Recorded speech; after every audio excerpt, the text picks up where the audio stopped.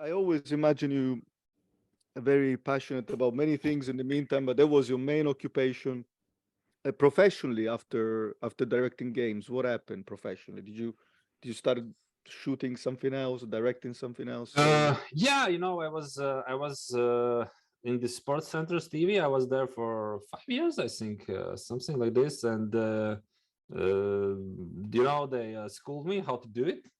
They took me off the street basically and taught me how to do it, and I was doing it and more and more and more. And uh, at some point there were guys long before me who are amazing talented dudes. Like they could, like few of those guys could go anywhere in the world with their experience and knowledge and technical expertise, not to mention understanding of how the game should be directed from the art perspective, but not from the art, but from I don't even know how to say it, but from yeah, let's call it an art form. They're also like super good at the technical part and the planning, and they could easily, two of those guys could easily go and do NBA games, whatever they want. They could just go there. And I was like, when I was talking with them, I was like, why are you still here? And I don't know, I think I've been away from the TV for 5 years maybe or so, and those guys are still there and doing those smaller games, maybe some bigger games once in a while. And I didn't want to be that guy, because you basically hit the ceiling at some point there.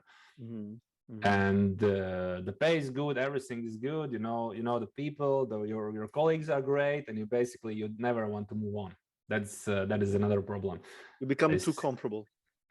Almost, yeah. I think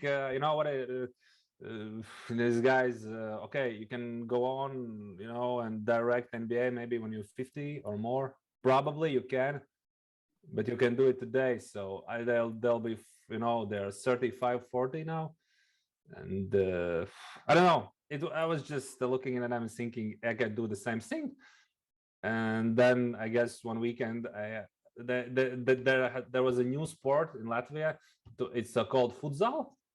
It's a football. They play basically. It's an indoors football. It's called futsal. Oh, like they play football with 5 people per team, maybe inside. Exactly, it's indoors. Yeah, and they had world championships and everything. And the Latvian league, it's like an amateur league basically. And I was doing those games, and during one of those games, I understood that like I'm basically going backwards. I'm staying at the same place, but if I don't do anything, nothing's gonna change. Like I can't do amateur games anymore. They pay the same. That's the problem. But I cannot do it. This is not doing anything for me anymore. And I just there was an offer from another TV company. I worked there for a little bit, but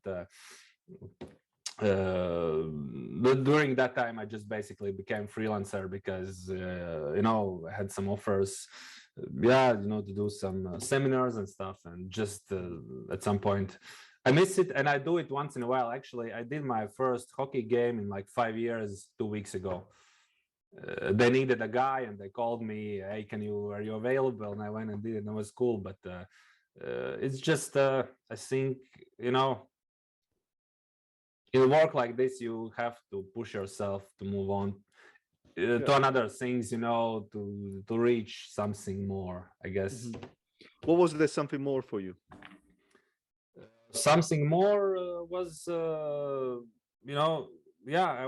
wanted to go from like a Latvian level to championship level, and I knew at that it was just a comparison, but I knew working in the TV I would never do it, because in front of me there are 10 guys with more experience, more everything.